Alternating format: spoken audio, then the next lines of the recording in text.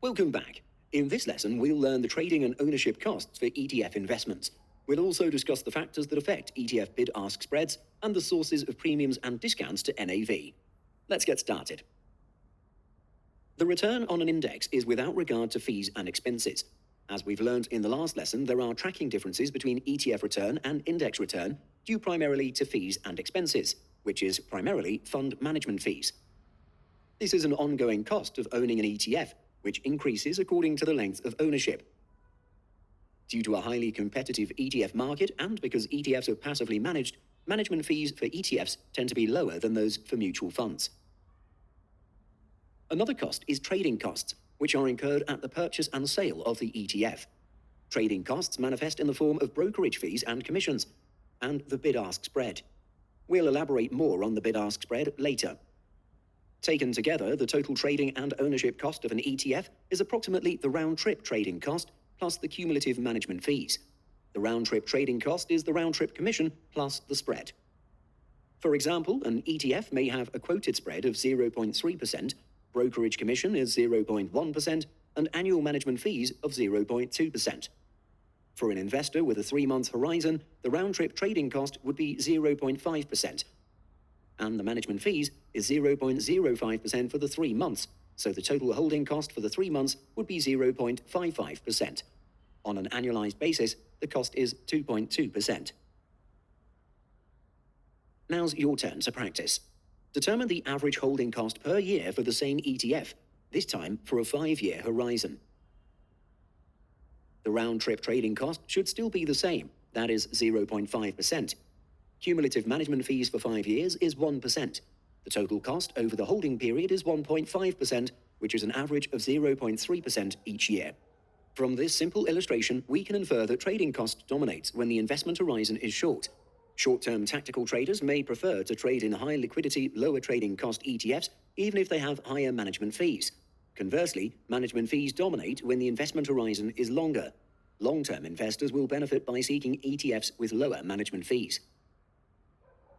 Besides trading costs and management fees, larger orders may incur price impact costs depending on the liquidity of the secondary market. The investor may have to raise offer prices to complete large buy transactions or lower ask prices to complete large sell transactions. The premium or discount relative to NAV can be another hidden part of the trading cost.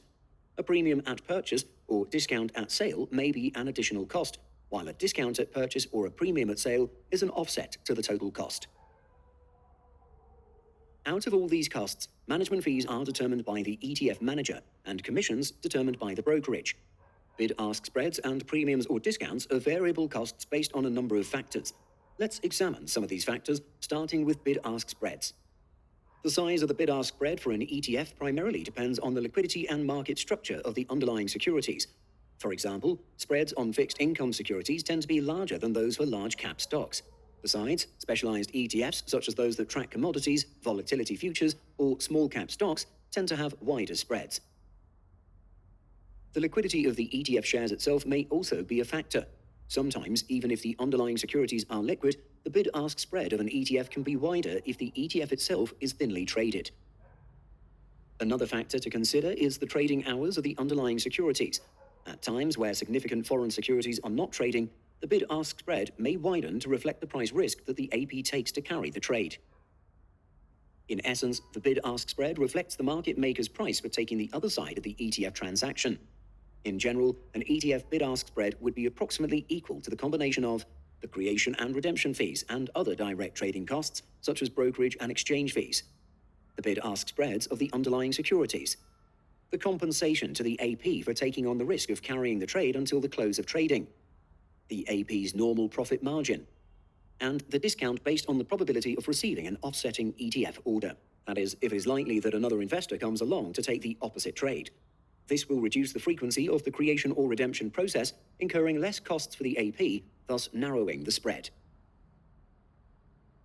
Note that posted bid-ask prices on the exchange are for smaller order sizes, while larger trades are best handled via negotiation. For larger trades, the negotiated spreads vary based on liquidity conditions and volatility in the market. Spreads widen during volatile times or when significant new information is expected to be released to the market. And lastly, let's discuss the factors that drive ETF premiums and discounts to NAV.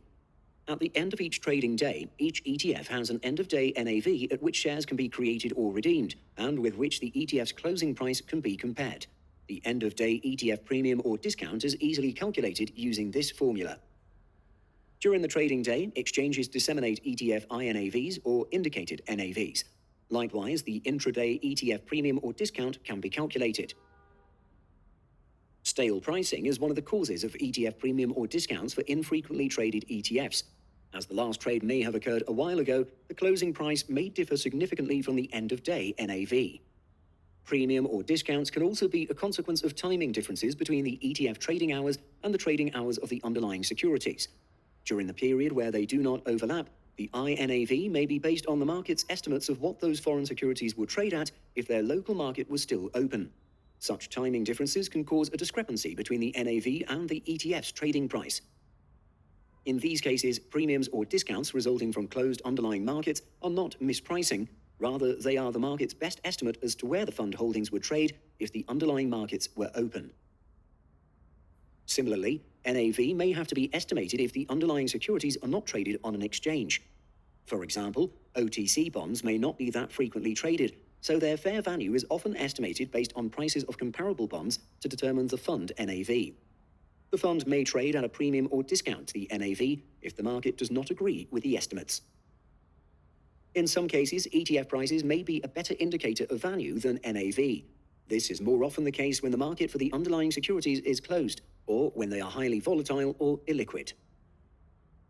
And that concludes this lesson on ETF trading and ownership costs. Next, we'll learn the risks associated with ETF investments. See you again.